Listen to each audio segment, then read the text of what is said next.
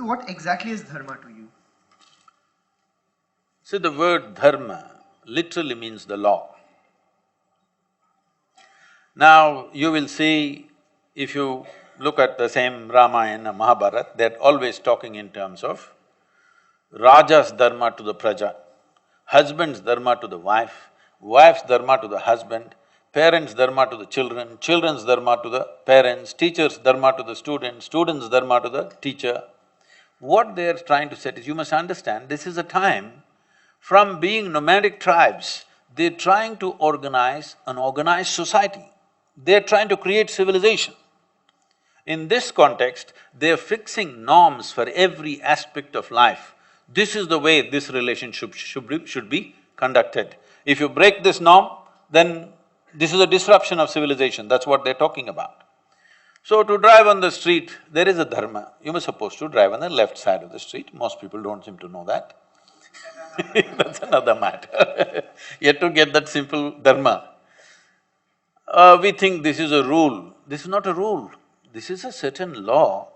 When I say a law, like in physics you're saying, the laws of nature or laws of gravity or laws of motion, like this, these are laws. If this transaction has to happen properly, in a fruitful way, if you maintain certain things, this will be a fruitful transaction. If you do not maintain this dharma, there will be disruption.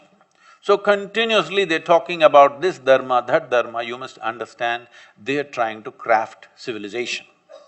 In all these things, they talk about one thing very significantly, which they refer to as Sanatana Dharma. Today, people are trying to brand it as their religion, but essentially Sanatana means eternal.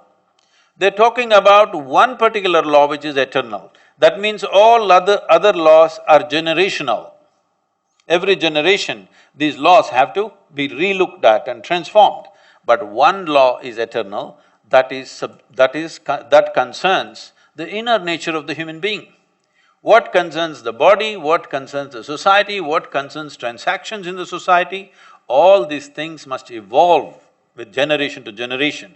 But there is one law that need not evolve because there is no change in that dimension, the fundamental nature of our life. How to conduct this life? Just now he asked, how do we get there? You must know the Sanatana Dharma, the eternal law which governs the life that we are. There is a law that governs our body, there is a law that governs our social transactions, there are many laws that govern the social transactions that we perform. But there is one law which governs the fundamental nature of our life.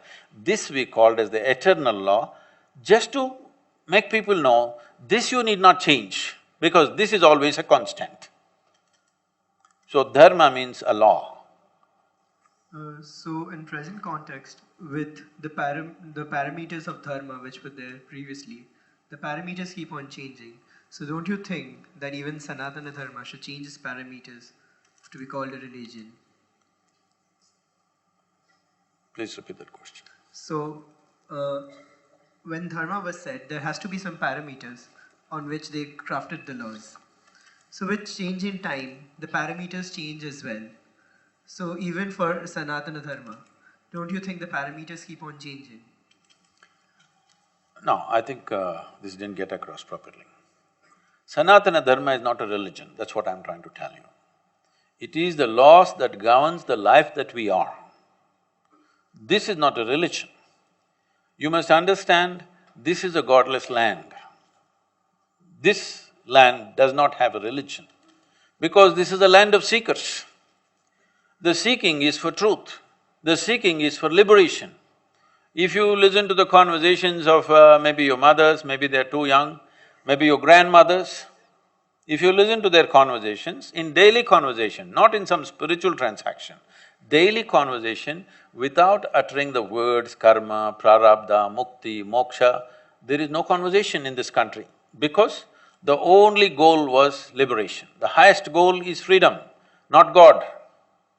So in this culture, there has never been a belief system, only norms to function with minimum amount of friction, because when human beings transact, what is my profit is your loss, what is your profit is my loss. How to conduct this transaction without creating friction among ourselves. For this we make the law. Why can't we drive all over the street? What's wrong? We are a free country. It's just that nobody will get anywhere. That's all that's happening. Nobody is getting anywhere because everybody is driving all over the place. So the same thing with every transaction, if we do whichever way we want, constant friction will happen, nobody will get anywhere, nobody will realize the full potential of who they are, because at every point we will be colliding with somebody else. So there are norms. When it comes to Sanatana Dharma, this is not about a transaction. This is about understanding the nature of your existence. This is eternal, this cannot be changed, it need not be changed, there is nothing to change because it's not changing. So you want to take that aspect and project it as our religion. No, this is about life, this is about human nature. This is not about either a particular religion or a particular nationality, no. This is about the fundamental nature of humanity, about this life, about the nature of our consciousness, how it functions and how to make it blossom. This is all the law is about. The law is not about this and that outside transactions. Over a period of time, people do many things. So, in today's